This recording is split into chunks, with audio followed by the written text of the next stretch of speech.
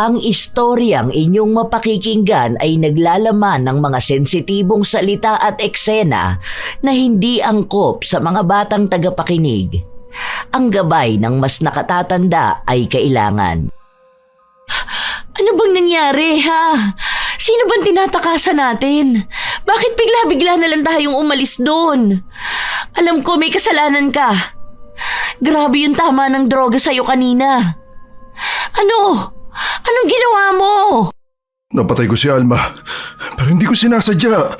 Hindi ko alam ginagawa ko. Ano? Reynaldo naman, anong hindi mo alam ang ginagawa mo? Pinatay mo yung tao. Diyos ko, ito na nga ba ang kinakatakot ko?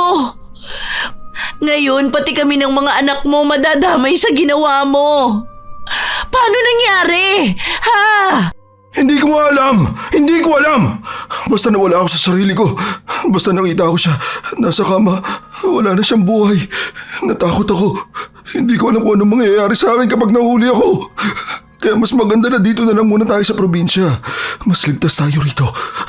Ayoko makulong. Ang pagkaluto ng utak dahil sa droga ay isa sa mga mahirap maagapang problema. Sa lipunang ginagalawan ngayon, laganap na ang mga taong gumagamit ng ipinagbabawal na gamot. Marami ang nagiging masamang epekto nito sa kanilang sarili, lalo na sa mga taong nakapaligid sa kanila. Gaya ng pagkalulong ni Reynaldo na umabot na sa puntong nakakagawa na siya ng krimen. Dahil dito, kailangan niya ring pagbayaran ang malaking halaga ng paniningil ng kapalaran para sa mga taong kagaya niya. Ang klase ng paniningil ng karma na hindi kailanman basta mababayaran ng simpleng kamatayan lamang. Tabo! Te! Tubig! Oy! Hi, Pogi! Halika, pasok! Pakibuhat na lang at pakipatong sa gilid ng lababo. Wow, you're so strong. Ang tigas ng biceps mo ah. Alam mo ba, a lot of guys in America have strong bodies like you. Ganyan ang mga gusto ko. Halatang masarap. Te, tubig lang dinideliver ko. Grabe ka naman, ang sungit mo. I'm just admiring your body, okay? Ganyan kasi ang katawan ng asawa ko noon. Very, very firm. Very solid. Ay, na-miss ko lang bigla. I want to try something hard again. You know what I mean? Mahilig ka ba sa oldies but goodies? Kaya pa naman ang tuhod ko. I'm old but not expired, dear. Bayos ka. Tubig lang dadaling ko sa bahay nyo. Di ko sinabi na didiligan ko rin yung lanta mong halaman. Nasaan na bayad? Bilisan mo, marami pa ako di-deliver. Uy, ano yan? Mukhang hawakan ng alaga ko. Manyakis to ah. Ang laki rin pala niyan. Manyakis na matanda to. Kano ka ba katagal na walang dilig Tigang na tigang ka dyan Medyo matagal na rin. Quite some time. May nakilala akong macho dancer, but scam naman ang malaking kargada. Sa stage lang masarap. Ang buong akala ko saba. Senyorita lang pala. Ano bang tinira mo ngayon, Lola? Kung dalaga ka lang, pwede pa sana kahit di ka na magbayad ng tubig. Magdi-deliver pa ako sa'yo araw-araw. Pero kung ganyang edad naman suswag na. I'm single naman. Balo na ba? My late husband died a year ago. Hi, rest his soul. And I'm very, very lonely, you know. Nung dalaga pa ako, pato kaya ang katawan ko sa mga kano. Huwag ka dyan.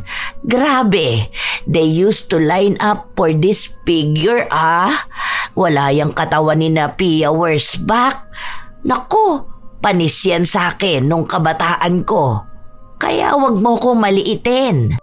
Oo na, sige na. Bahala ka na dyan sa buhay mo. Akin na bahay mo. Panay ka daldal dyan O sa akin may pagkwentuhan. Doon ka sa mga anak mo nagsabi niyan. Ang diri ka naman. Feeling dalaga ka pa dyan Tignan mo. Nakasando ka na nga ng manipis, wala ka pang bra. Tapos ang iksipan yung short mo. Di ka nakakaakit sa totoo lang. Nakakapikon ka. Mag-isa lang ako sa house. Kaya anytime you can come over, ha? My kids are living in America now with their families. Ako na lang talaga ang naiwan dito. All alone. Pero okay lang, sanay na rin. But sometimes, it gets cold at night. I need a man like you. Kindat ka pa dyan. Burahin ko yung mukha mo eh. Kakainis. Manyakis. Inabot ng matanda ang bayad kay Reynaldo, pero malaswa pa niyang hinawakan ito. Halos mangilabot si Reynaldo sa inastang yon ni Alma. Bagong lipat lang sa bahay na yon si Alma. Siguro ay halos mag-aanim na buwan pa lang. At yon ang unang beses na nag-deliver ng tubig si Reynaldo. Wala kasi ang katrabaho niya na nagdadala ng tubig sa bahay noon. Doon niya lang naisip na baka kaya palaging may pera ang katrabaho niya, pumapatol ito sa amoy amag na matanda. Pero hindi yun gustong gawin ni Reynaldo, lalo na at may asawa naman siya. Ang katwiran niya, bakit pa siya magpaparao sa matanda kung pwede namang sa asawa na lang niya?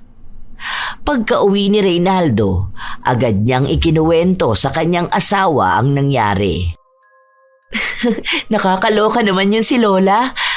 Nakikita ko nga yun minsan kapag lumalabas siya. Ang sexy nga palagi ng suot niya. Ibig sabihin, totoo nga ang sabi na dati siyang babae sa bar tapos asawa ng kano. Minsan ko na rin yung nakausap eh. Palaging pinagmamalaki yung mga anak niyang mayayaman sa abroad. Tapos kung paano siya mahalin ng kano niya, pati na rin yung pera na nakukuha niya monthly. Ewan ko, kaya pala medyo inis yung mga kapitbahay niya sa kanya. Kaya pala tigang na tigang eh. Sanay sa ganung trabaho nung araw. Ewan ko ba, basta nandidiri ako sa kanya. Hindi ko alam kanina kung matatawa ako, maiinis eh. Sarguin ko sana sa mukha ng manahimik. Kakapikon, panahihipo pa sa akin. Kung dalaga yon tapos ganun sa akin, papatulang ko talaga yon. Ayan. Kapag babaeng mas bata talaga, ang bilis mo, ha? Ikaw! Aray, diba? Joke lang naman yun eh. Kung di ka na mabiro eh.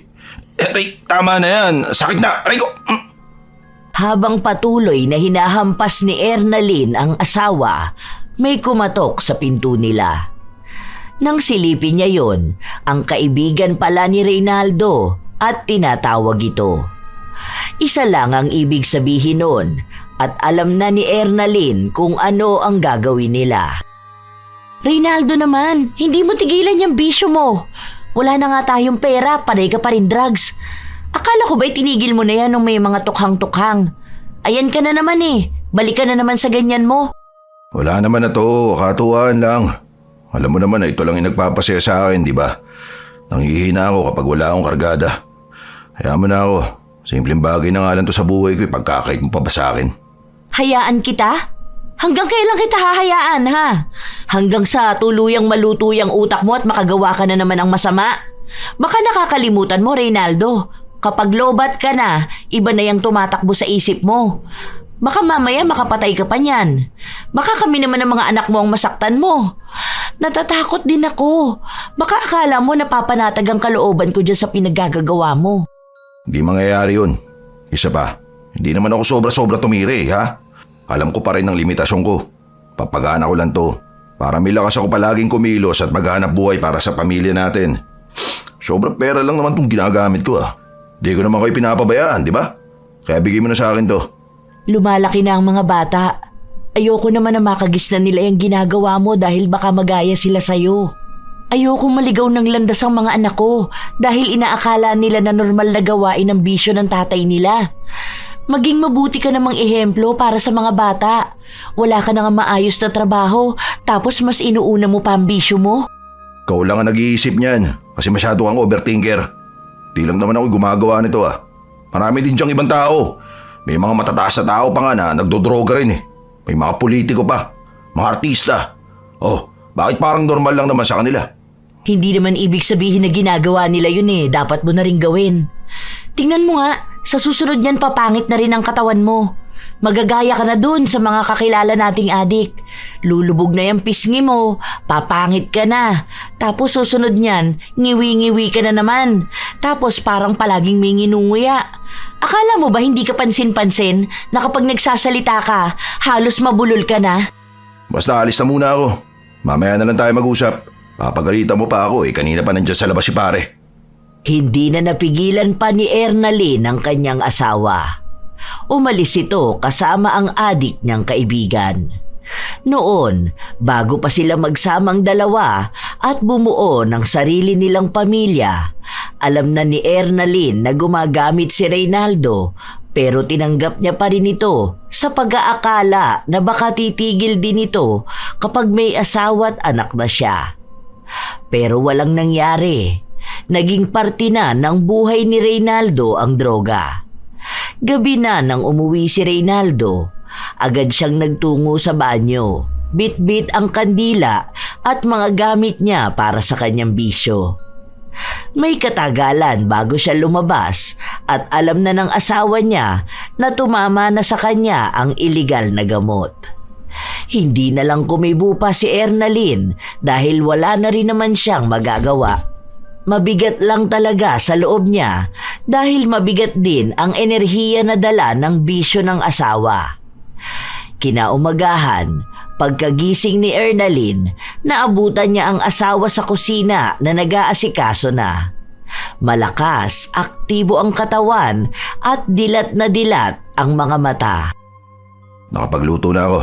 Gisingin mo na mga bata para makakain na tayo. Kasi pagkatapos ito, magkakarga pa ako ng mga bigas sa tindahan ni Ate Rita. Tapos magdi-deliver ng tubig. Sipag ng asawa mo, no? Ilang araw ka na naman niyang gising. Kapag lobat ka niyan, maghapon ka namang pagod at tulog. Tapos iinit ang ulo mo at tatamarin kang kumilos. Kapag tinawag ka na naman ng kaibigan mo, balik na naman sa ganyang kasigla. Hindi mo ba talaga kayang alisin yan sa sarili mo? Kahit na mahirap, subukan mo naman. Hindi ka ba nagsasawa sa ganyan? Paulit-ulit na lang ganyan ang ikot ng buhay mo. Di mo kasi alam ang pakiramdam. Hayaan mo lang sabi ako sa mga ginagawa kong ganito. At isa pa, di naman ako katulad ng ibang adik dyan na nakakasakit talaga ng ibang tao. Di naman ako pumapatay. Hindi rin ako nanggagahasa. Talagang nakakuha ka pa ng idadahilan para lang palusutan niyang kasalanan na ginagawa mo, ha? Hindi pa sa ngayon. Pero paano kung umabot sa puntong gawin mo? Oh, paano na? Ha? Maniwala ka sa akin, hindi ko yung gagawin. Pangako, hindi ako gagawa ng kahit na anong krimen. Hindi naniniwala si Ernalyn sa sinabi ng kanyang asawa pero wala naman na rin siyang magagawa. Tinanggap niya si Reynaldo kaya kailangan niyang pagtiisan ito. Ilang araw pa ang lumipas, buong araw na hindi lumabas ng bahay si Reynaldo dahil bumaba na ang tama sa kanya ng droga. Napapailing na lang ang kanyang asawa habang nakikita siya nitong lupaypay sa upuan. Nakatulala at para bang lahat ng parte ng katawan niya ay masakit. Ang tagal ba dumating ng kaibigan mo? Para makapag-charge ka na? Daig mo pa di baterya na robot ah. Ano, ganyan na lang talaga ang gagawin mo sa buhay mo? Ulit-ulit lang? Bata ka pa, Reynaldo. May oras ka pa para magbago. Isipin mo kami. Hindi yung panay kaisip kailan ka makakasinghot. Tumahimik ka nga dyan. Ingay-ingay na nga ng paligid, dumadagdag ka pa. Ganyan! Sige, magdabog ka dyan. Gusto mo, basagin mo na lang din lahat ng mga gamit natin sa bahay eh. Ganyan ka naman kapag lobat ka, di ba? Hindi na gumagana yung utak mo. Paano? Unti-unti mo na talagang niluluto sa droga. Kung alam ko lang na hindi ka na talaga magbabago, sana nung isa pa lang ang anak natin, umalis na talaga ako eh. Kung sana nananahimik ka na lang. Hindi yung mga may maling gawa ako, pinupuna mo. Na hindi mo nakikita ang mga sakripisyo ko para sa pamilya na to. Mga pagtatrabaho ko para mabigyan kayo ng magandang buhay. Magandang buhay? Tingin mo ba may magandang buhay kang maibibigay sa amin, ha? Kung kahati namin ang bisyo mo? Asawa mo ako, kaya may karapatan akong pakialaman ng mga ginagawa mo. Lalo na kung malaki ang magiging epekto nito sa pamilya natin. Puwisit na buhay ito. Di ako binigyan ng katahimikan at kasiyahan. Binibigyan kita ng kapayapaan. Ikaw ang hindi nagbibigay nun sa utak mo. Alam mong ganyan ang epekto sa'yo ng droga, pero sige ka pa rin kapag inaaya ka ng mga tropa mo na yan. Hindi ka titigil niyan hanggat hindi ka nakakapatay dahil sa droga. Buwisit! Buwisit tayong lahat dito! Yan! Mas mabuti pa lumayas ka na kaysa ipakita mo sa mga anak mo na wala kang kwentang ama. Diyan ka sa mga barkada mong adik. Magsama-sama kayong mga animal kayo. Huwag ka na uuwi dito sa bahay. Galit na galit talaga si Ernalyn, lalo pat nakikita ng mga anak niya ang inaasta ng kanilang ama. May isip na ang mga bata, kaya maaaring matatak na rin sa kanila ang gawaing yon ni Reynaldo. Yun ang ayaw na mangyari ni Ernalyn dahil dalawa lang ang posibleng mangyari. Ang magalit ang mga bata sa kanilang ama o maging ehemplo itong gagayahin nila paglaki nila. Hindi naman nawawala ang pangaral ni Ernalyn sa kanyang mga anak na masama ang epekto ng droga sa kanila. Nang kinagabihan nun, bumalik ulit si Reynaldo sa kanilang bahay, maayos na. Hindi na galit. Mulat ang mga mata at masigla na naman ang katawan. May dala itong 5 kilong bigas at isang plastik ng mga prutas. May pasobra din na hindi na inalampa ni Ernalyn. Agad na rin siyang nagtungo sa kanilang kwarto para magpahinga. Hindi niya kinikibo ang asawa dahil sa inis na nararamdaman niya rito. Sorry na, asawa ko. Inaaway mo kasi ako ng inaaway. O ito, pasalubong ako sa'yo. Di ba gusto mo na siopaw? Binilang kita nito. Favorite mo tong flavor na to. Hulaan mo kung ano. Ilipag mo lang dyan, matutulog na ako. Bukas ko na lang yan kakainin. Wala akong gana. Tatampo na naman na maganda kong misis. Bango pa niya, no? Bagong ligo pa yata. Ano ba, Reynaldo? Umurong ka nga doon, ang init-init eh. Usod mo yung electric fan, hindi nahahanginan ng mga bata. Doon ka na nga, ang baho mo. Bakit kasi hindi mo buksan yung isa pa? Mas malakas yun, di ba? Nangangamoy sunog yan. Hindi ko na sinaksak dahil baka pumutok lang at masunog pa. Okay na yung isang electric fan. Umalis ka lang dyan, hinaharangan mo yung hangin. Baka pawisan to mga bata. Ba't di mo sinabi sa akin? Para sana inayos ko kanina. Akin na, ilalabas ko para ayusin yan. Di nagtitiis kayo sa isang electric fan na mahina rin. Magdahan-dahan ka dyan ha. Baka maapakan mo ang mga anak mo. Matutulog na ako. Isarado mo yung pinto. Total, di ka naman matutulog. Magbantay ka dyan. Maging tagapagbantay ka ng mundo. Agad na kinumpuni ni Reynaldo ang sira nilang bentilador. Inisa-isa niya yung baklasin hanggang sa nakita niya ang sira nun. Matapos maayos, ipinasok na niya sa kwarto nila at itinutok sa mag-iina niya na natutulog.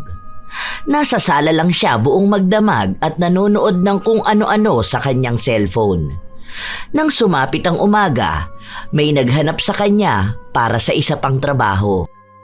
Sa bahay ni Alma, may ipapaayos sa washing machine ito. Dahil dagdag kita na rin para kay Reynaldo, pinuntahan niya rin naman. Kahit na naiinis siya sa matanda. Oportunidad din naman kasi yun para magkaroon siya ng pera na maibibigay sa asawa o maitatabi para sa bisyo. Basta may something na maingay. Umuugong, ganun. Feeling ko sa ilalim yan eh. Baka may baril na naipit. Ano bang uling nilaban mo? Ay, oo nga no. Parang may sumasabit sa loob. Walang barya ang mga bulsa ng damit ko. Maybe I dropped the other pair of my earring. You know, the 24 carats gold. Bigay pa naman ng kanuko yun. Alam mo ba magkano na presyo ng gold ngayon? 5K na ata per gram. Pero matagal na niyang bigay yun eh. Sige, titignan ko na lang. Baklasin ko na to ha. Okay, sure babe. Baklasin mo rin ako later ha. Pwede ba umusog ka? Paano ko maayos to? Luwag-luwag ng bahay mo, siksik ka ng siksik sa akin. Ang sungit. Nanunood lang si Alma habang nagtatrabaho si Reynaldo. Medyo nahihirapan siya dahil halatang galing sa ibang bansa ang gamit nito. Kaya pinagpawisan siya at naghubad ng suot niyang sando. Manyak naman sa kanya ang matanda Halos maglaway ito sa naninigas niyang katawan at nangingintab sa pawis. Hindi naman talaga maikakaila na maganda ang katawan ni Reynaldo. Batak siya sa mabibigat na gawain, kaya kahit na hindi na siya magpunta sa gym, hulmado na ang tikasin niyang katawan. May katagalan ang inabot ng pagbabaklas niya at hindi niya pa rin nakikita kung ano ba ang mali. Pero alam niya na may nakabara. Pilit niyang sinusuri dahil hindi rin siya pamilyar sa washing machine ni Alma. Hindi kasi ito katulad sa mga dating inaayos niya.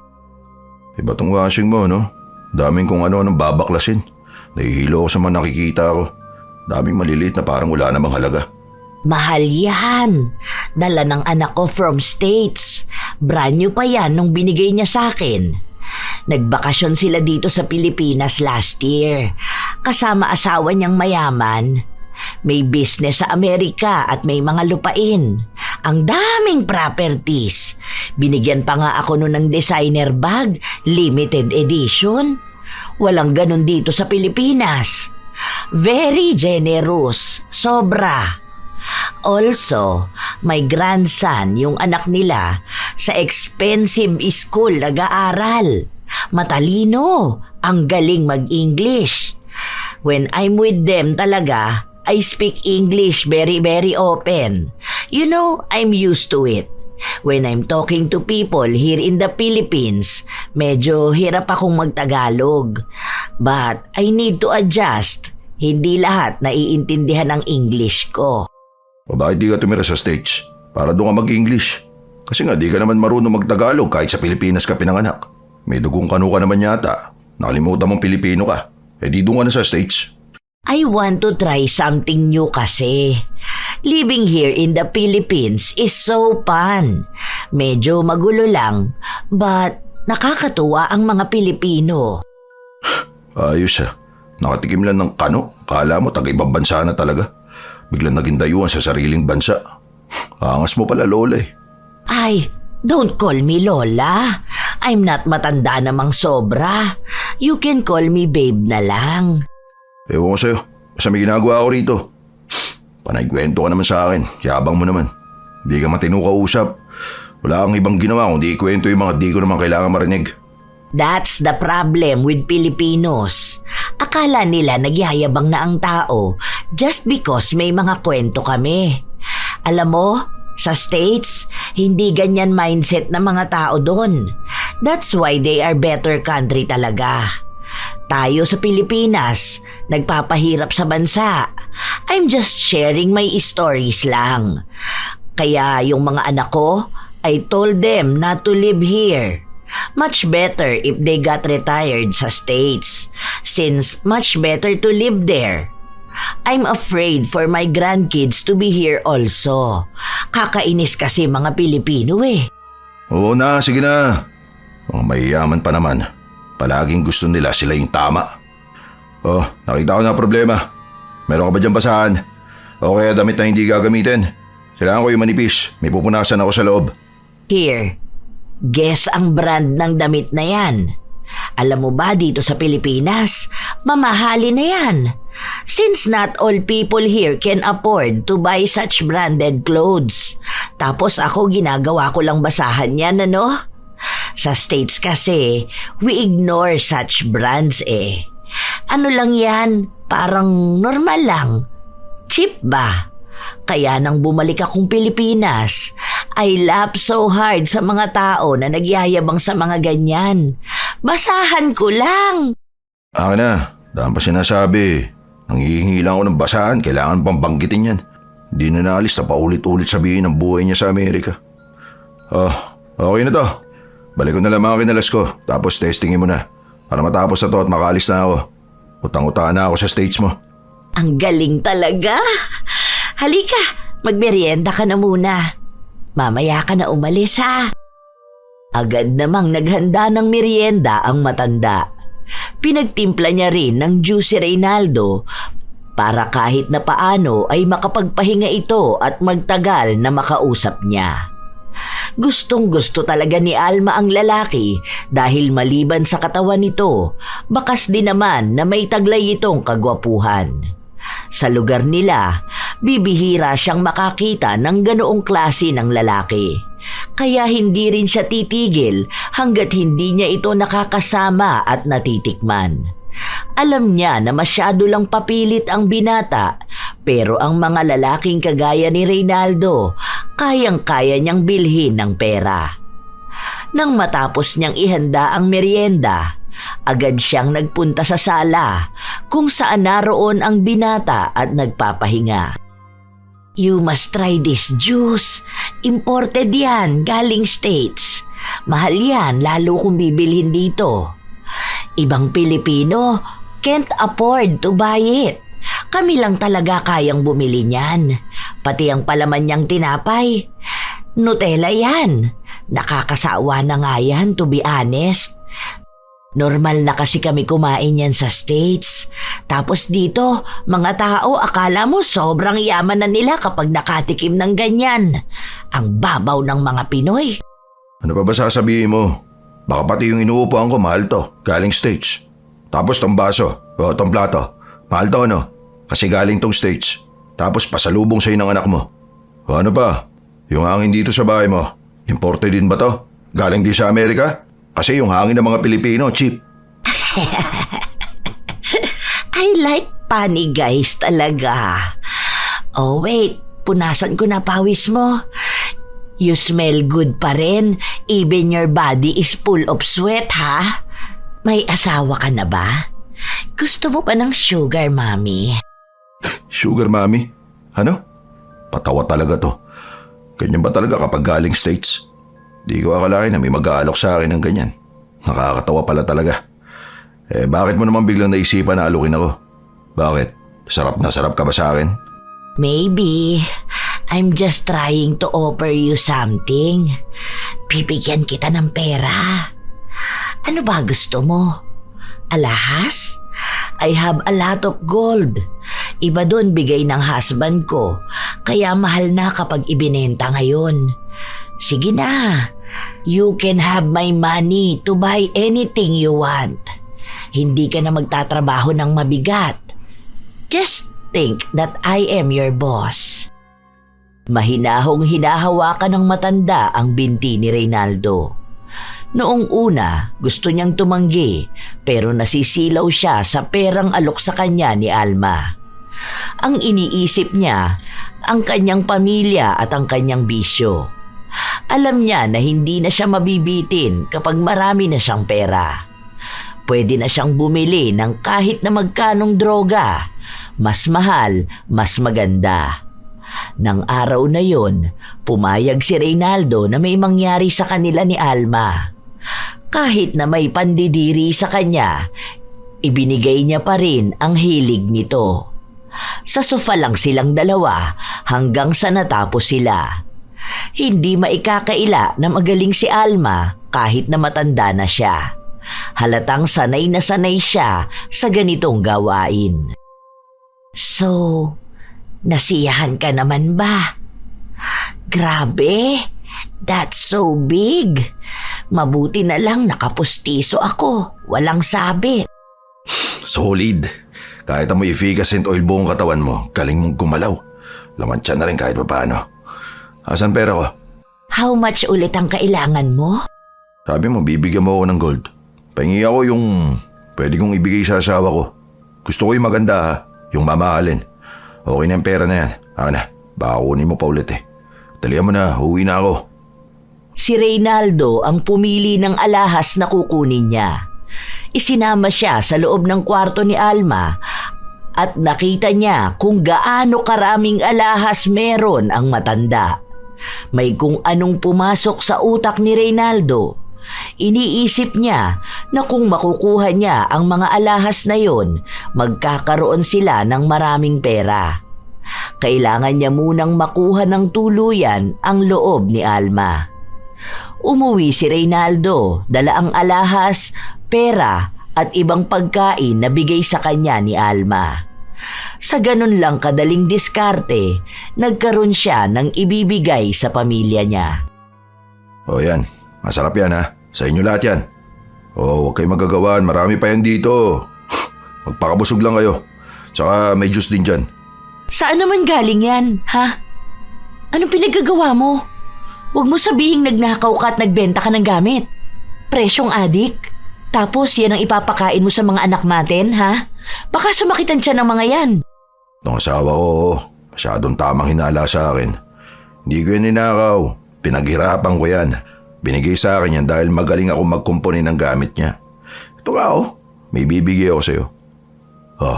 Tunay na gold yan ha. Ganda na. Bagay na bagay sa'yo. Lalo kang gaganda.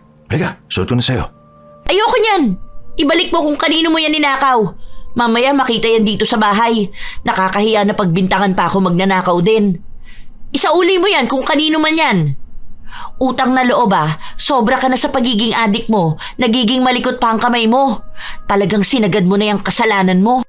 Hindi ko nga ito ninakaw. Bigay din to sa akin.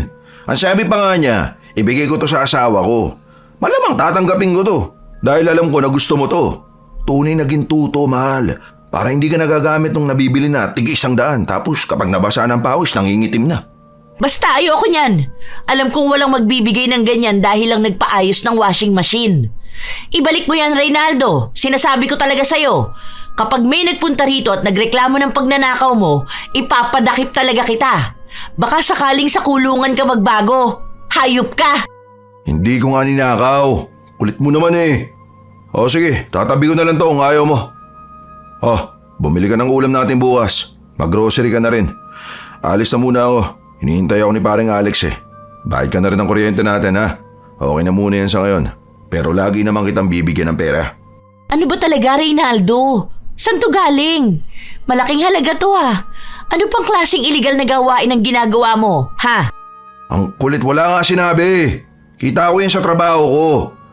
Ano? Hindi ka ba masaya na may pera akong binibigay sa'yo? Kapag wala akong binibigay, nakagalit ka. Pupunayin mo yung bisyo ko. Kapag naman may pera akong binibigay, magagalit ka pa rin. At sisisihin pa rin yung bisyo ko. Ano ba talaga? Hindi ko alam kung saan ako lulugar sa'yo eh. Kahit naman anong gawin ko, bisyo ko yung nakikita mo. Huwag mo nga akong tinatarantadong lalaki ka. Malaking halaga to. Kahit na magtrabaho ka ng normal, hindi mo kaya tong ibigay sa akin ng isang araw lang. Ano bang pinakumpuni sa'yo at ganito ka binayaran, ha? Alam ko kapag adik magnanakaw rin dahil kailangan nilang pantusto sa bisyo nila. Reynaldo! Alam mo, hindi ko alam kung saan mo ba nakukuha yung mga pinagsasabi mo eh. Lagi mo akong pinagbibintangan. Basta kita ko yan. Hindi ko yan ninakaw sa kung sino man. Bigay ko yan sa'yo para dito sa bahay. Magpasalamat ka na lang. Hindi palagi mo akong pinagdududahan. Galit ka palagi sa akin. Dahil kilala kita. Kahit na kailan hindi ka kumita ng ganito kalaki. Kung hindi ka gumawa ng masamang bagay, hindi ka magkakaroon ng pera. Ano ba? Maniwala ka naman sa akin, Ernalyn. Basta totoo ang sinasabi ko. Hindi ko yan ninakaw. Dahil kung ninakaw ko yan, malalaman at malalaman ng taong yun kung may nawawala siyang pera. Tingnan mo, wala namang reklamo sa atin, di ba? Ang ibig lang sabihin nun, hindi yan galing sa masama. Pinaghirapan ko yang makuha. Sige na, alis na muna ako. Hindi naniniwala si Ernalyn sa kanyang asawa. Puno siya ng pagdududa pero wala ngang naghanap ng nawawalang pera o ng bintang na nagnakaw si Reynaldo sa isa sa mga bahay na pinasok niya. Dahil na rin sa benepisyong nakukuha ni Reynaldo sa matanda, naulit nang naulit ang pagtatalik nilang dalawa ni Alma.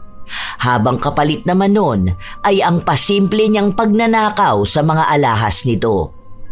Wala na sa kanya ang pandidiri, lalo pat may nangyayari sa kanila sa tuwing may tama siya ng droga. Mas maganda ang kalidad na nakukuha niyang droga dahil kaya na niyang makabili ng mamahalin. Dahil doon, mas lalo siyang nalulong at hindi na kinakaya pang kontrolin ang sarili para makawala sa bisyong lumalamon sa kanya.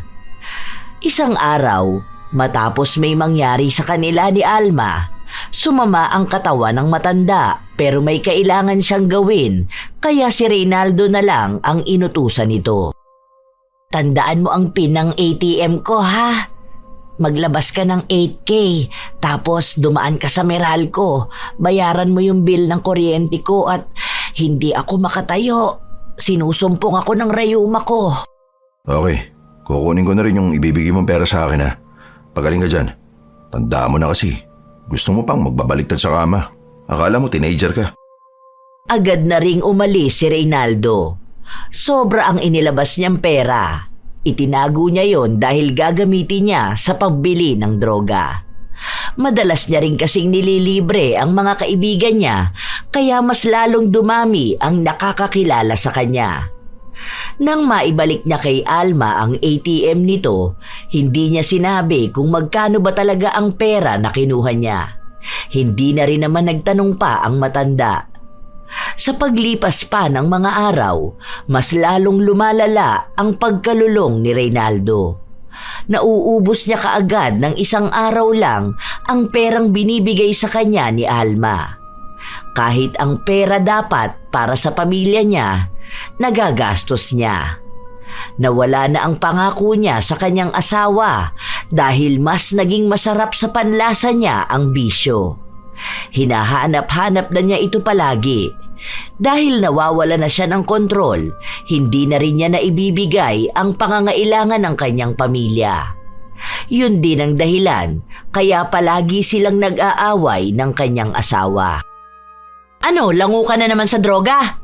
Hindi ka na nagpapahinga. Mabubuhay ka pa ba dyan sa ginagawa mo? Ibang klase ka rin talaga. Baka nakakalimutan mo na may pamilya kang binubuhay. Mas pinagkakagastusan mo pa ang mga barkada mo ah. Ano, para sabay-sabay kayong lumipad? Bakit? Lakas ko nga ako. Tignan mo, ganda pa rin ang katawan ko. Kakabuhat pa rin ako. May energy. Ano ba pinagsasabi mo dyan? Pati mga kaibigan ko, dinadamay mo pa. Maayos? Maayos ka pa sa lagay na yan? Nasosobrahan ka na. Reynaldo, hindi ka superhero. Huwag mong abusuhin yung katawan mo, utang na loob naman. Akala mo kapag nakatira ka, ikaw si Superman eh. Kahit magdamag, magkikikilos ka dyan. Akala mo hindi ka napapagod, pero tingnan mo, unti-unti niyang sinisira ang buhay mo. Yang lakas mo na yan, kunwari lang yan. Hiram lang yan. Dahil yung droga na akala mo pinapalakas ka, unti-unti niyang kinukuha ang lakas mo hanggang sa hindi mo nakayanin. Bakit mo ba kasi iniisip ang buhay ko? Hanggat maayos ako, walang problema, okay? Nagbibigay naman ako ng pera, kahit na papano, di ba? Hindi naman ganun kalaki pero at least hindi ko kayo napapabayaan. Hindi ko kayo naabandona, hindi gaya ng iba. Akala mo ba hindi ko alam yung ginagawa mo? May mga naririnig akong bali-balita na kumakabit ka dun sa matandang mayabang na galing sa ibang bansa. Kaya ba palagi kang nasa bahay nila? Naku naman, Reynaldo, awa naman sa sarili mo. Adi ka na nga, pumapatol ka pa sa matanda. Mamaya mahawahan mo pa ako ng sakit. Paano mo nasisikmurang makipagtalik sa ganong babae? Sagad na talaga, no? Para sa bisyo na lang lahat. Binubuhay tayo ng mga ginagawa ko. Bakit ka ba nakikinig sa kanila? Inggit lang sa akin yung mga yon dahil dumidiskarte ako sa buhay. Alam ko kung kanino mo yung naririnig eh. Dun sa mga asawa ng lalaking gusto ring makakuha ng pera kay Alma. Diskarte ko to. Diskarte. Kung sana ang dinidiskarte mo nakakatulong para umangat ang pamilya natin. Kaso lahat yun napupunta lang sa bisyo mo eh. Ano, magkano na naman gastos mo sa panlilibre dyan sa mga kaibigan mo? Ha? Kung may malaking pera kang nakukuha doon sa matanda mo, malaking pera din ang inilalabas mo sa bisyo mo. Hindi ka paangat, Reynaldo. Palubog ka ng palubog. Kagaya niyang pisimong lubog na rin. Masyado mo nang binababoy ang sarili mo. Basta. Alam mo na maganda ang araw ko ngayon, sinisira mo. Binibigyan naman kita ng pera, di ba? Ano, hindi pa ba yun sapat sa'yo? Sige, dadagdagan ko na lang. Basta huwag mo nang papakailaman ng bisyo ko. Hanggat wala tong masamang epekto sa pamilya natin, hindi ako titigil. Masaya ako sa ginagawa ko. At hindi mo yun alam. Dahil ang alam mo lang, punahin ang bisyo ko. Bakit? Hihintayin mo pa ba na may maging masamang epekto sa atin to? Sobrang bigat sa pamumuhay kapag may kasama kang nagdodroga. Hindi payapa ang bahay. Nakakatakot. Dahil baka biglang isang araw, may kung sino-sino na lang ang maghahanap sa'yo. Ang hirap. Nakaka-stress. Bahala ka na nga dyan sa buhay mo. Bukas na ako uwi. Hindi pinigilan ni Ernalyn ang kanyang asawa. Nang makalabas na ito, agad niya ring ikinandado ang pinto. Si Reynaldo naman, sa bahay ni Alma ang punta. Doon lang naman siya pwedeng magtungo. Ilang beses pang kumatok si Reynaldo bago siya pagbuksan ni Alma. Lumingon pa sa paligid ang matanda para masigurado na ligtas nga ang paligid. Ano nangyayari? Bakit aligaga ka dyan? Teka, ano yan? Nagdadrugs ka na? Shh! Lower your voice. Umupo ka na lang kung gusto mo rin. Ano yan? It's called Special K, one of expensive drugs. I used to take it even when I was still in America. My favorite drugs. Masarap. Yan pala yung tinutukoy nilang Special K. Mga mayayaman lang may afford nito ah. Di ko pa nasusubukan yan eh. Malakas daw yung tama niyan, lalo na sa utak. Pero balita ko, mas magandang araw yan. Bibihira lang kasi may nagbebenta niyan. Then you should try it. Tara, dito ka sa tabi ko. You will finally experience to live in different dimension. Sabay tayong maglalakbay. Hindi na tumanggi pa si Reynaldo. Gusto niya rin naman yung masubukan at nakahanda naman na ang mga gamit ni Alma. Sabay nilang nilasap ang mamahaling droga. Mabilis ang naging epekto nun lalo na kay Reynaldo na unang beses yung natikman. Isa lang ang masasabi niya. Yun nga ang pinakamaganda at pinakamasarap na natikman niyang droga. 20 minutos ang lumipas, mas lalong lumakas ang tama sa kanya. Daig pa ang nakalutang sa alapaap. Ang dami niyang nakikitang mga bagay sa paligid niya na hindi naman tunay. Nang mapatingin siya kay Alma, kapansin-pansin na inaakit siya nito. How's your feeling, babe? Come here. May mas masarap na kapartner yan. Sa mo dinadala. Sandali lang. Para ako nakalutang. Di ko maramdaman ng sake. Pupunta tayo sa isa pang langit. Pumasok sila sa kwarto. Nakatulala lang si Reynaldo habang si Alma naman ay halatang sanay na sa paggamit ng droga na yon. Unti-unti nang gumagalaw si Alma, niroromansa si Reynaldo. Hanggang sa pumatong na siya rito. Habang patuloy na gumagalaw ang katawan ni Alma sa ibabaw ni Reynaldo, napatingin naman ang lalaki sa kanya. Pero nag-iiba ang itsura ni Alma sa paningin ng lalaki. Para siyang nagiging isang demonyo. Unti-unti namang nag-iinit sa galit si Reynaldo dahil pakiramdam niya ay inaasar siya ng demonyo na yon. Naging agresibo ang galaw niya hanggang sa inihiga niya si Alma at sinakal. Bitiwan mo ako! Reynaldo! Reynaldo! Demonyo ka! Demonyo! Dapat sa'yo mamatay na! Doon ka sa impyerno! Papatayin kita! Hindi ka na makakalabas ng kwarto na to! Hindi ako makahinga! Reynaldo!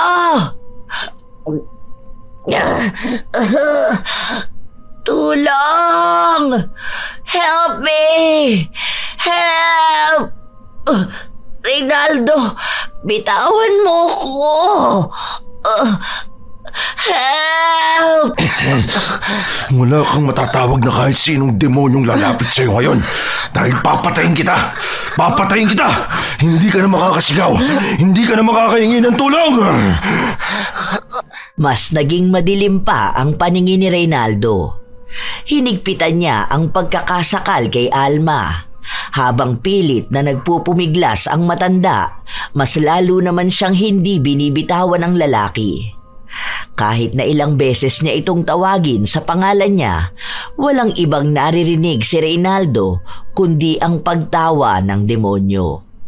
Kahit na paghihirap ang makikita sa itsura ni Alma, sa paningin ni Reynaldo, isa siyang diablo na tumatawa at inaasar siya.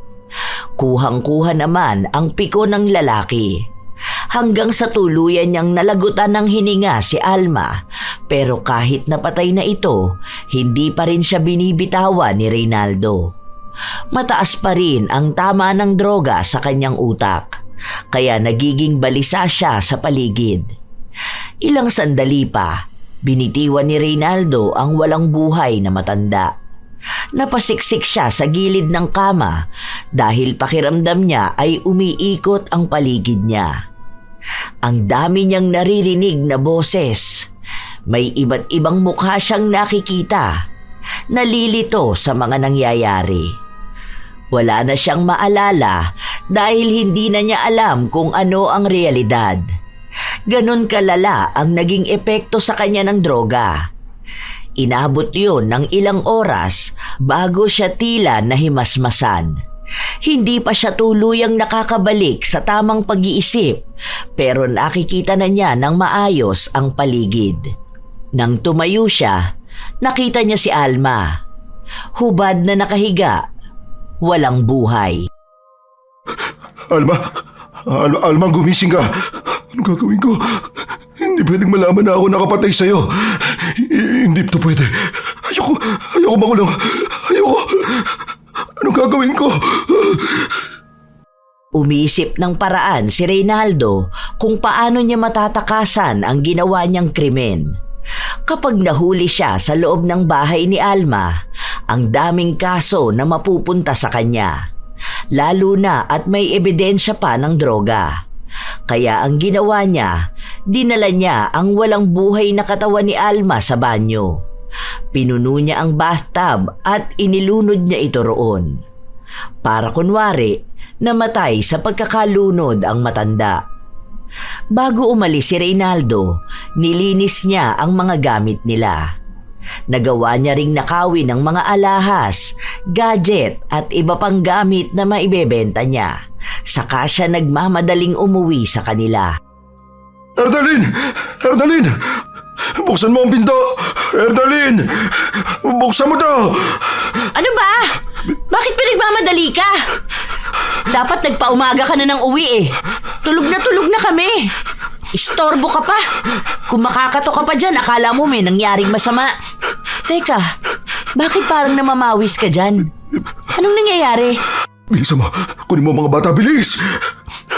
Ano bang nangyayari, Reynaldo? Natatakot ako sa inaasta mo. Ano bang ginawa mo? Diyos ko po, ano bang nangyayari? Sino bang sinisilip mo dyan? Nakagawa ka ba ng atraso sa ibang tao? Ay, ayan na nga ba ang sinasabi ko eh. Hindi mo kasi ginagamit yung utak mo. Hindi ka nag-iisip. Yung mga ginagawa mo, malaki ang epekto niyan sa amin. Basta bilisan mo na lang!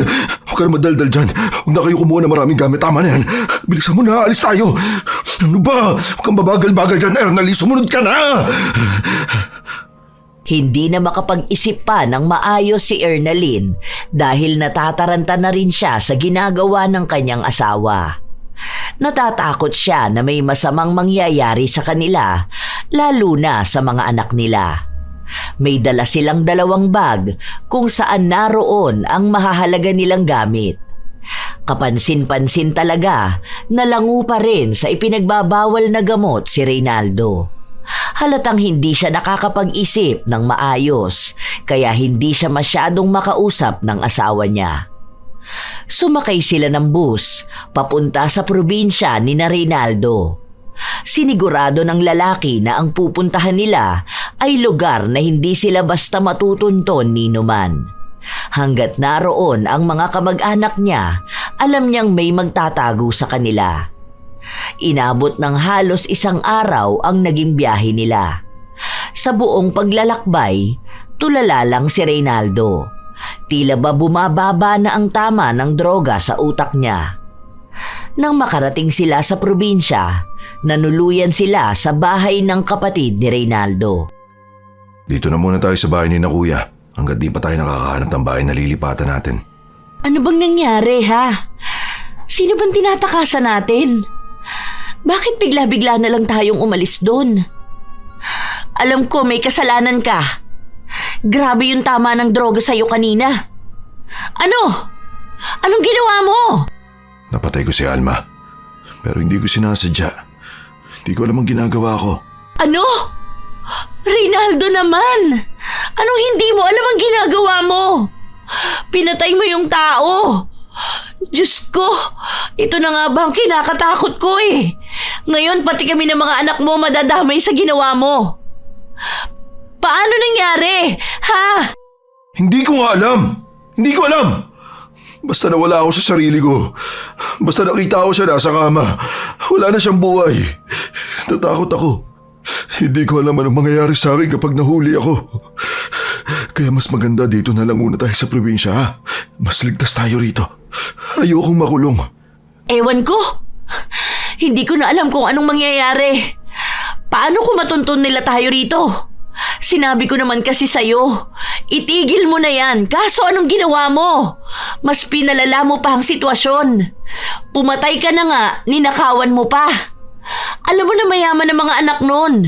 Sa oras na malaman nila ang nangyari sa nanay nila, hindi sila titigil. Ipapahanap ka. Hindi mo to maitatago ng matagal. Apektado pa ang buhay ng mga bata. Hindi mo rin kasi iniisip ang kinabukasan nila eh. Nagnakaw ako dahil kailangan natin ng pera. Huwag mo na lang akong kontrahin. Huwag kontrahin? Ha? Alam mo ba ang ginagawa mo? Hindi ka na nakakapag-isip ng maayos dahil yung utak mo luto na. Hindi na yan gagana. Uulit-ulit lang yan. Nagawa mo na ng isang beses, magagawa mo ulit. Natatakot ako na baka isang araw, kami naman ang patayin mo. Hindi ko gagawin yun. Hindi ko masasaktan ng pamilya ko. Ngayon mo lang yan nasasabi. Pero kapag tinamaan ka na naman ng droga, baka hindi mo na kami makilala. Ayoko na ng ganito. Kung may pagpipilian lang ako, hindi na kami sumama sa'yo ng mga bata. Hindi ko lang sila kayang buhayin mag-isa eh. Kung sana noon pa lang nakinig ka na sa akin, hindi na aabot sa ganito.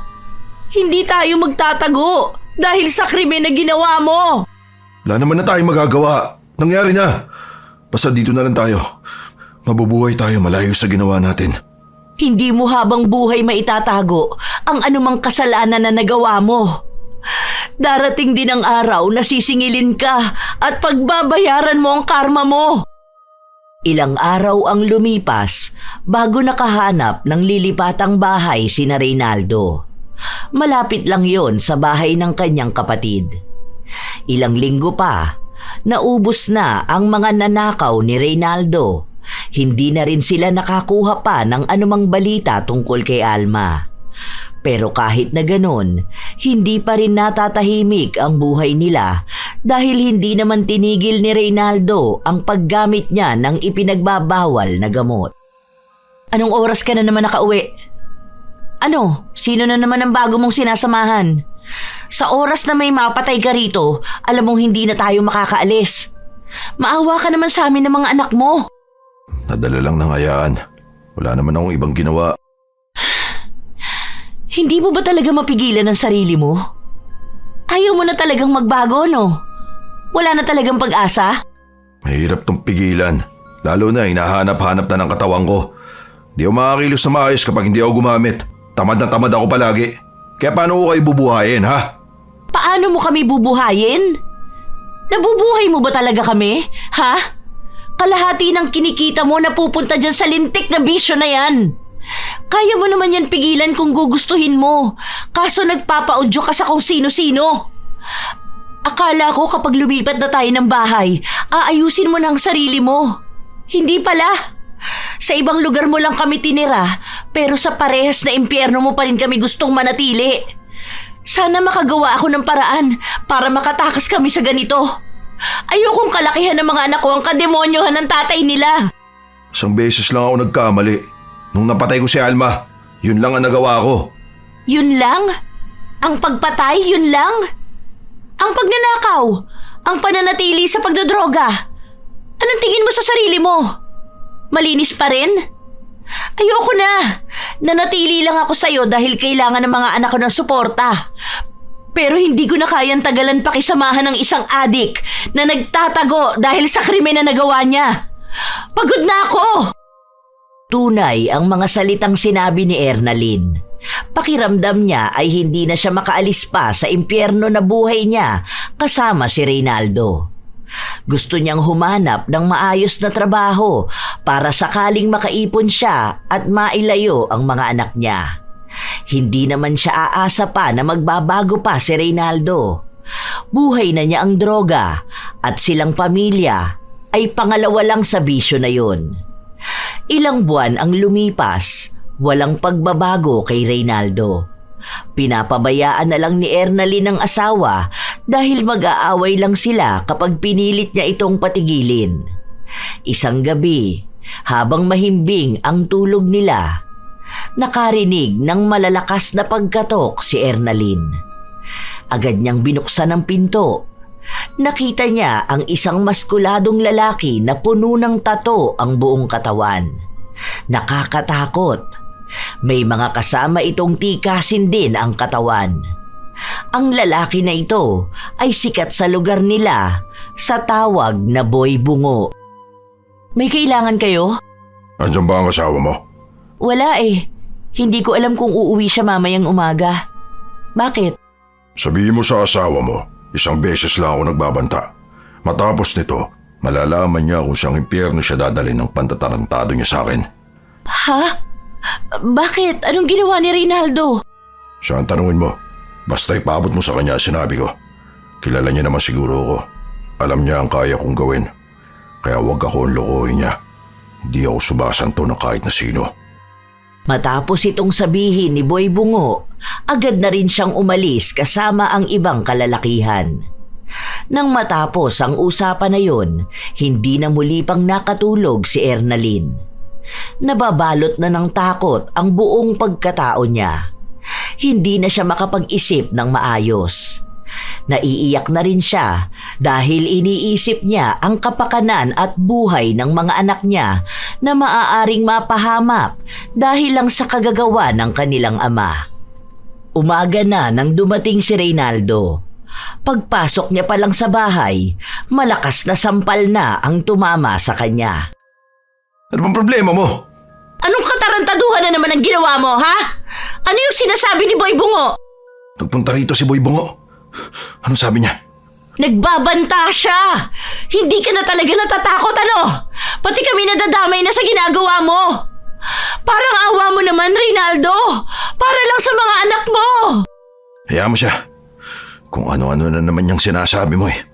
Akong bahala sa kanya. Di naman kayo nung gagalawin. Hayaan mo akong resolbahin ang problema ko na to. Hayaan? Puro na lang hayaan? Hinayaan na kita kay Alma. Hinayaan ko na rin yung pagkalulong mo sa droga. Paano ko hahayaan ang pagbabanta nun? Kilala mo si Boy Bungo. Hindi yun basta kung sino lang na tao.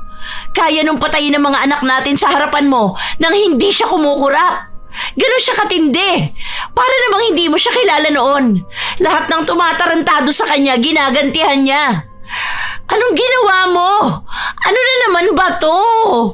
Basta, babayaran ko naman talaga siya. Naubos ko lang yung droga. Pero ako nang bahala ron. Gumagawa ako ng paraan. Punyeta! Sa dami ng oonsihin mo, si Boy Bungo pa!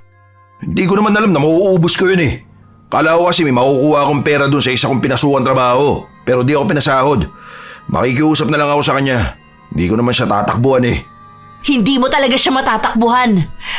Dahil bago ka makalabas ng bayan na to, papatayin ka na niya. Papatayin niya kami. Hindi ko na alam kung anong gagawin ko sa'yo. Hindi mo naman to problema. Akin to. Hindi ko problema. Naririnig mo ba ang sinasabi mo? Paano hindi ko to iisipin? Kung masisira pati buhay ng mga anak natin dahil lang sa katarantaduhan mo. Adi ka na nga, sinagad mo pa lahat ng kagaguhan. Hindi na natigil pa si Ernalyn na problemahin ang nangyayaring panloloko ng asawa niya sa isa sa pinaka nakakatakot na tao sa lugar nila. Halang na ang kaluluwa ni Boy Bungo dahil sa dami na rin ng taong niligpit nito. Hindi mabilang sa daliri kung ilang tao na ang itinumba niya. Kaya walang nagtatangka na lokohin siya habang si Reynaldo ginawa yon. Nakasalalay sa kamay ng asawa ang buhay ng kanilang pamilya. Hindi na ito katulad kung paano sila nakatakas sa krimen na nangyari kay Alma. Dahil marahil, ito na rin ang karma na sumusunod sa kanila. Takot din si Reynaldo para sa buhay niya, kaya nangutang na siya at ginawa ang kung ano-anong bagay para lang makalikom ng pera na pwede niyang ipantapal sa nagamit niyang droga. Anong gagawin ko dito sa barya? Baka gusto mong ipalunok ko sa ito. Wag, pangako magbabayad ako sa iyo. Naghahanap lang ako ng pagkakakitaan. Hindi naman ako tatakbo eh. Hindi ka na talaga makakatakbo kahit makakapaglakad dahil lulumpoy na kita.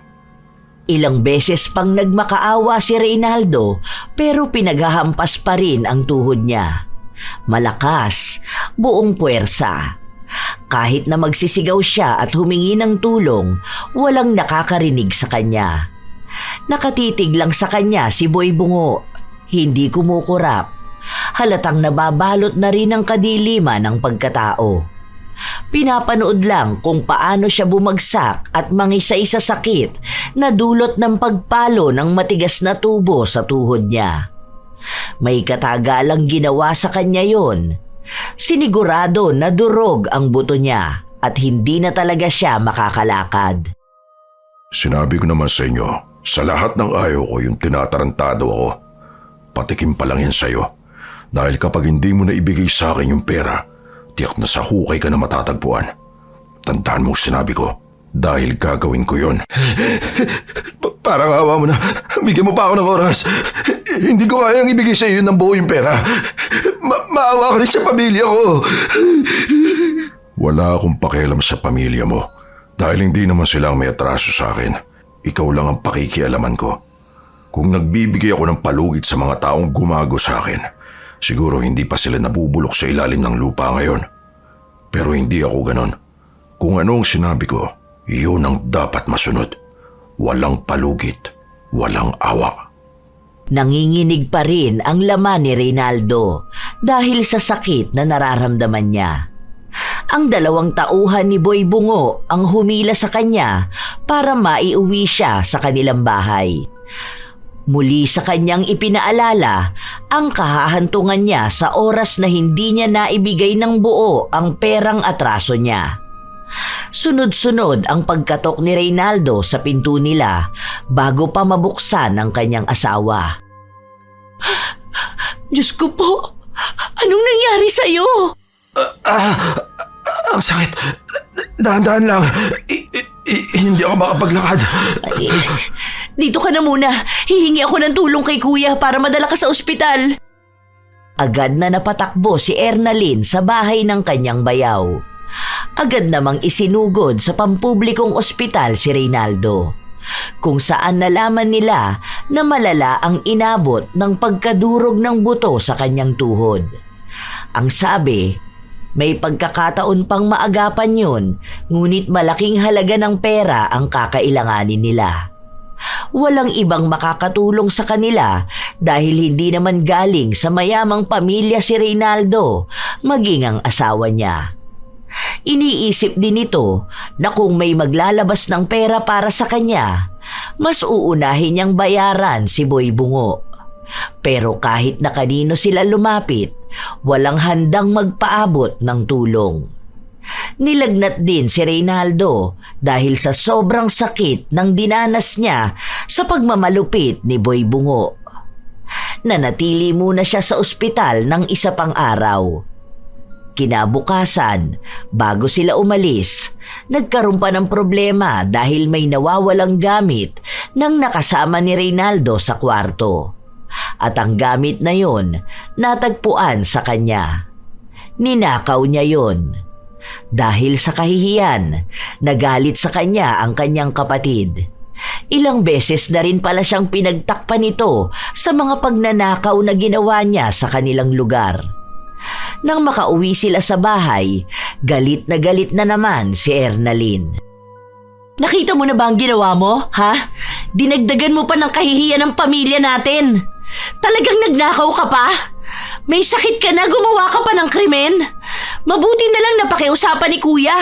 Kung hindi, baka nga nasa kulungan ka na. Ewan ko na lang kung hindi maungkat lahat ng mga kalokohan na ginawa mo.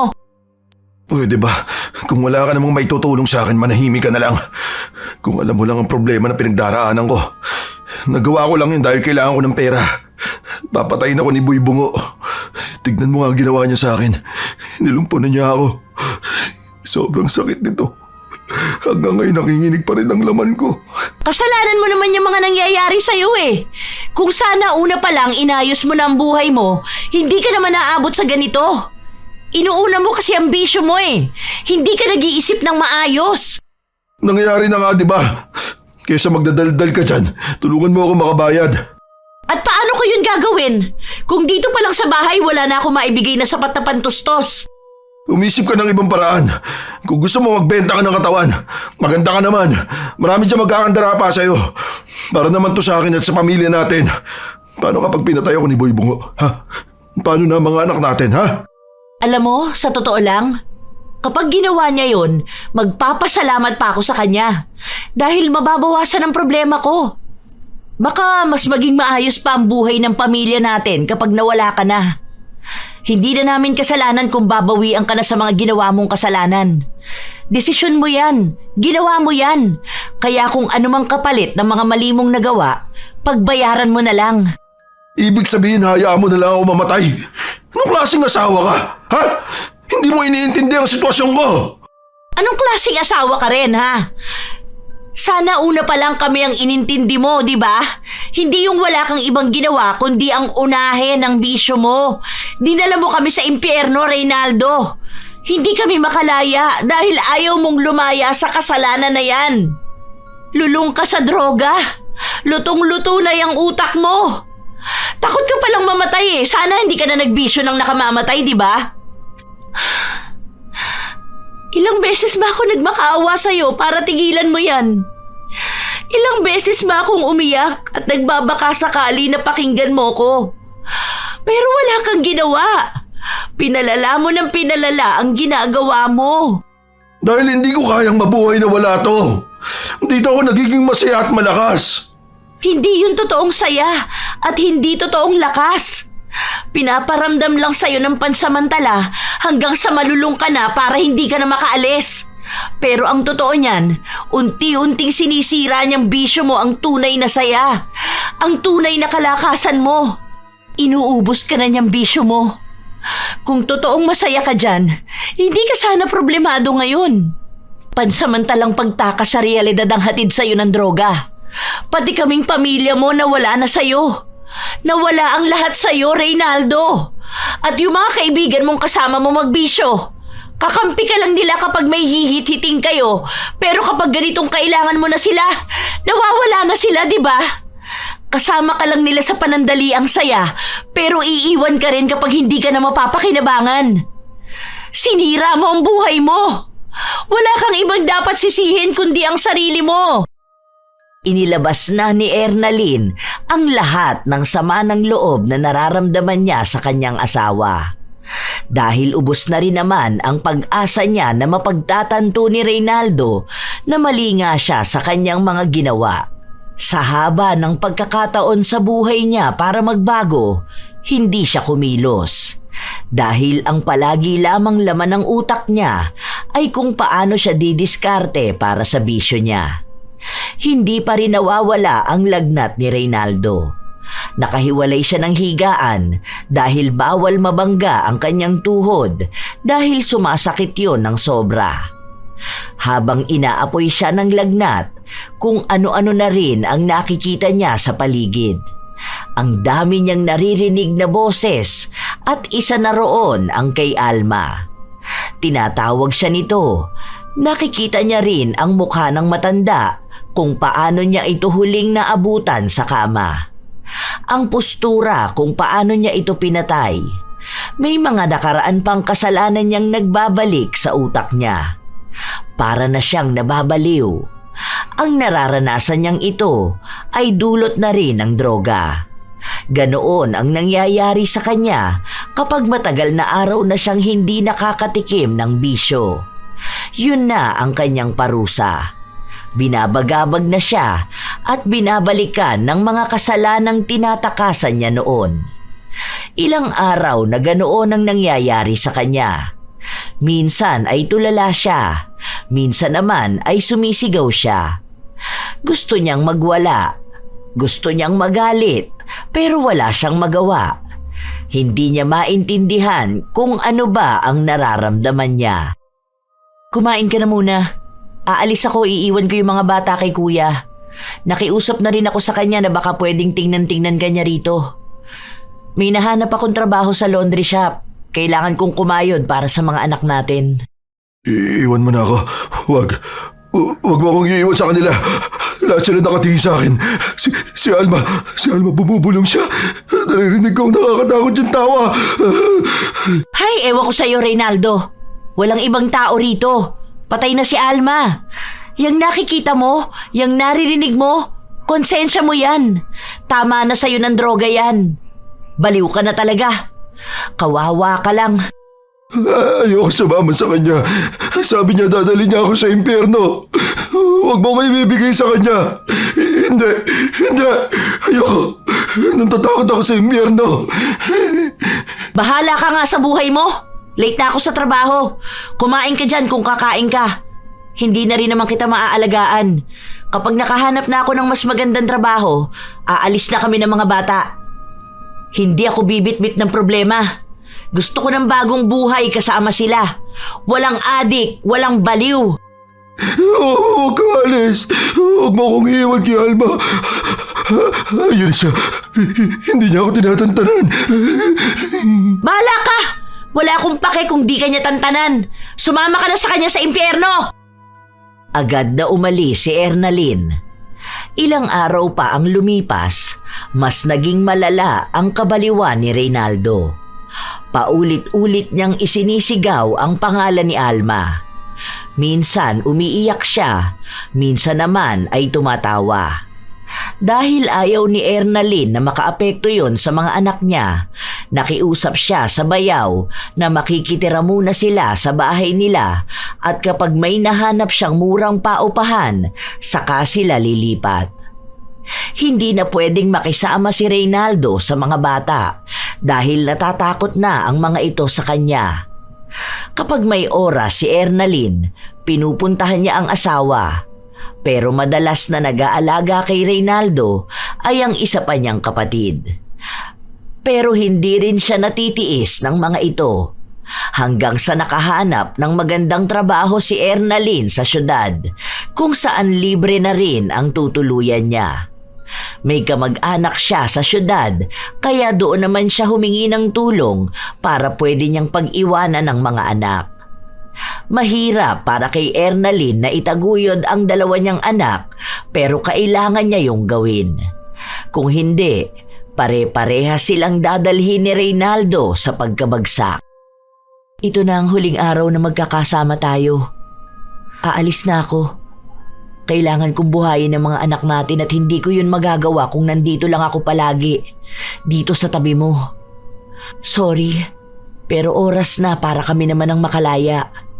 Alam mo kung gaano ko nang hihinayang sa pagsasama nating dalawa. Pero ganun talaga eh. Hindi na kita matiis. Mahirap pa rin to para sa akin. Ang bigat sa dibdib. Pero para sa mga bata, kakayanin ko to. Huwag mo akong iiwan dito. Tulungan mo naman ako. Hindi ko na alam kung anong nangyayari sa akin. Yung nangyayari sa'yo ang kabayaran mo sa mga kasalanan mo. Hindi na kita matutulungan dyan. Kaya si Alma ang palaging bumabagabag sa'yo dahil alam mo sa sarili mong siya ang isa sa nagawan mo ng mabigat na kasalanan. Wala na eh. Kung sana noong may pagkakataon ka, ginamit mo sana yon para sa pagbabago. Pero ang ginawa mo naman, mas lalo kang lumala. Magbabago na ako. Basta tulungan mo ako. Sorry. Kailangan kong unahing tulungan ang sarili ko at ang mga anak natin. Sorry, Reynaldo. Sorry. Ernalyn, huwag mo akong iwan. Ernalyn, pangako magbabago na ako. Ernalyn! Kahit na anong pagmamakaawa ni Reynaldo, hindi pa rin siya pinakinggan ng asawa niya. Tumalikod dito sa kanya at umalis kasama ang mga bata. Sobrang bigat sa dibdib ni Ernalyn, lalo pa mahal naman talaga niya ang asawa. Naubos lang ang pagmamahal na yon kahihintay niya sa pagbabago ni Reynaldo. Ayaw na niyang aksayahin pa ang buhay niya sa taong wala ng pag-asa. Minsan nagiging matino kausap si Reynaldo pero madalas ay nababaliw ito. Sa paglipas pa ng mga araw, mas lalong nawala sa sarili si Reynaldo. Ang dami niyang pagsisisi sa sarili pero huli na ang lahat. Wala naman nang naniniwala sa kanya at maging sarili niya hindi na niya pinagkakatiwalaan. Hanggang sa dumating ang araw ng singilan. Alam na ni Reynaldo ang kahahantungan ng buhay niya habang kaharap niya si Boy Bungo. Dumating na ang oras mo, Reynaldo. Hindi ako ang kamatayan na susundo sa'yo dahil ako ang kamatayan na maghahatid sa'yo sa kabilang buhay. Ang dami nila sa paligid. Nakikita mo ba sila? Nandito si Alma. Masaya siya. Tinatawag niya ako. Gaano kaya kalawak ang impyerno? Hindi ko alam dahil ikaw ang mauuna doon kaya ikaw ang unang makakalam. Hayaan mo, kahit na malawak yon, magkikita pa rin naman tayo doon. Itinutok ni Boy Bungo ang baril sa ulo ni Reynaldo. Sa pagkalabit niya ng gatilyo, tinanggap na rin ni Reynaldo ang katapusan ng buhay niya. Ang mga anino, ang mga bulong, ang kaluluwa ni Alma na gumugulo sa kanya. Lahat yon ay nawala na ng tuluyan. Sinayang niya ang buhay niya dahil lang sa pag-aakala na ang droga ang magsasalba sa kanya sa realidad na hindi niya matakasan. Dapat ay kasama niya ang kanyang pamilya. Nasisilayan niya ang kanyang mga anak na lumalaki habang nagbibigay siya ng magandang aral sa mga yon. Ang dami pa sana niyang pagkakataon para patunayan na mabuti siyang asawa at ama, ngunit lahat ng yon ay hindi niya nagawa dahil sa pagpili niya sa kanyang bisyo. Nakarating kay Ernalyn ang nangyaring pagpatay sa asawa niya. Hindi niya napigilan ang magluksa kahit na alam na niya ang kahahantungan ng buhay ni Reynaldo. Ang daming naiwang tanong sa kanya. Ang dami niyang kahilingan na hindi natupad. Nakakalungkot mang isipin, pero may mga taong pinipiling lunurin ang kanilang sarili sa sarap na panandalian na hatid ng droga. Kahit kapalit nito'y tuluyang pagkawasak ng kanilang buhay. Sa halip na yakapin ang pag-ibig ng kanilang pamilya, mas piniling kumapit sa bisyong unti-unting hihigop sa kanila sa pagkalugmok. Ang minsang tikim na inaakalang langit ay isang bitag na nakakalason. At ang pakiramdam na tila ikaw ay lumilipad ay hindi kalayaan, kundi isang pagbagsak na hindi mo na mapipigilan. Tandaan na ang droga ay bihasang manlilinlang.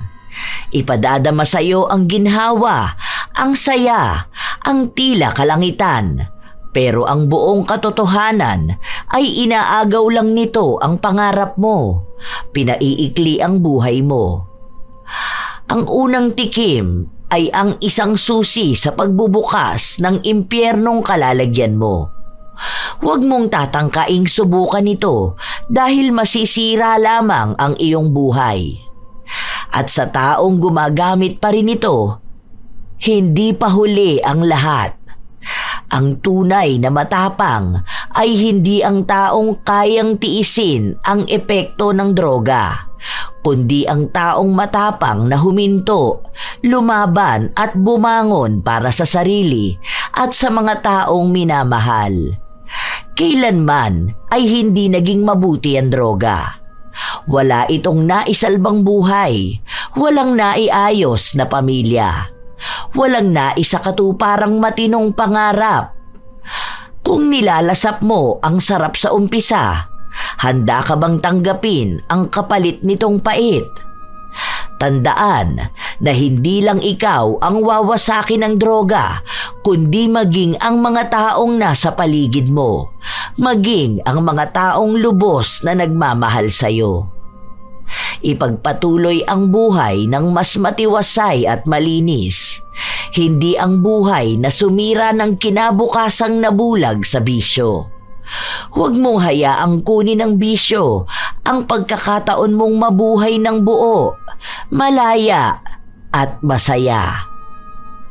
Shout out sa ilan sa mga masusugid na tagapakinig ng mga istorya ni Lola Telang.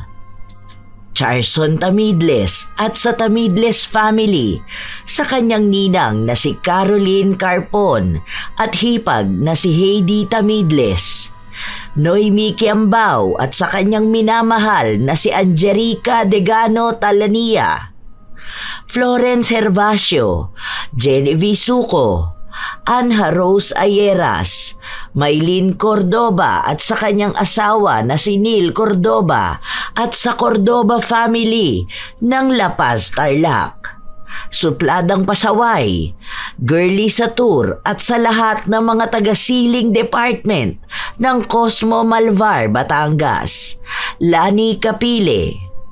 Hi kina Noemi Garcia Pabunan, Maria Lee Nakagawa, Jenny Suzuki, Amy Bag, Pureza Tagiwalo, Gloria Taer, sa kanilang boss na si Boyet Escarda, Madam Rose, Janine, Jerry, Jera, Joven, Jimmy, Mike Bunding, Papa Opong Mamalol, AJ, Angie, Vincent, Tantan, Yael, Leonard, Ayorn, Weng, Windy, KJ at sa Team Manok. Shout out kina Matt Sarol, Sherlyn Joseco, Maria Lee Nakagawa, Marida Lightworker, Nathaline Canonio ng Pag-asa Bamban, Tarlac, Candida de Balucos, Pamela Agasang, Mary Jane Flores Rico, Will Maleses, Danica Dulnuan, Larcy Siriban, Carlita Nocerale, Michelle Esperon, Corazon Ingay, Team Gaminil Francisco, Maymay Hernandez at sa kanyang mga anak na si JJ at Blessy. Kumusta kayo, Elizabeth Dungka, Evelyn Abong Carbakil, Hana Maylin Sesgundo, Joy Batukan, Roslyn Mangilin, Azenar Noriv at sa Azenar Goodies, Maymay Paul, Jomer Suarez at sa mga kasama niyang makinig na sina Gigi Gulariza at Kuya Jojo, Ruth Ann Migano, 88IC, Razon Yao, Angelina Ignacio, Madel Mergal, Joyce Roncal, Jennifer Makasinag, Lady Dam, Zane Axel Ranada, Ivy Rose Biñas, Jayco ng Bahrain, Rose Ann Rama, Mike James Tapak, Lydia Lopez, Mirna Alfaro, Larnie Azurin. Salamat sa pakikinig, Carmela Landayan, Beth Liza, Leonisa Cobo, AJ and Louie sa Clover Bay Tower, Ami Yong, Rachel Whitney, Chef M, kina Ate Auring, Ne, Faye, Ruth, Minda, Madam Leslie at Poging J ng Amira Boxes Handicrafts ng Laguna, Jessica Arquio, June Soriano at sa asawa niyang si Lani Soriano, Elizabeth Hardenil, Lita Alipio, Catherine Alipio at Angelo Alipio, Marisa Villanueva, AJ Chua ng Zambales, Ibrahim Mardoquio, Roxanne Gaudicos, Althea Cabanig, Angeline Galo, Joan Arcos at sa kanyang pamilya na sina Arniel, Jonel at John Reed Arcos, Ilocana Vlog ng Qatar, Lurian Vitalicio, Marites Tanilong, Asodisen Serila, Raquel Hasegawa, I Love Traveled, Karen Salud, Gladys de los Santos, Roberto Crimen, Loresil Abelarde, Catalea Soto, Deans Rodriguez, Ate Aya, Beauty and Your Best, kina Tita Seling, Tita Grace, Mama Juliet, Nanay Feli, Jamin at sa asawa niyang si Berto, pati na rin sa kanyang anak na si Arjan. Shout out sa inyo, Chris Gel Mamado, Red, Grace Hementera, Angelu de la Cruz, Florence Joyce Feras at sa Feras family ng Season Pangasinan, Linda Daza, Ibeang Bueno, Susana Llobrera, Cram Marker, Lynn Soriano, Helga Pola Ranas at sa Loresto at Ranas family, Yasmin Tisay Quinones, Emma Dumato, Hazel Fiesta, Zoe's World at kay Marilu Hamal. Ito ang inyong Lola Telang at maraming salamat sa lagi inyong pakikinig mga apo.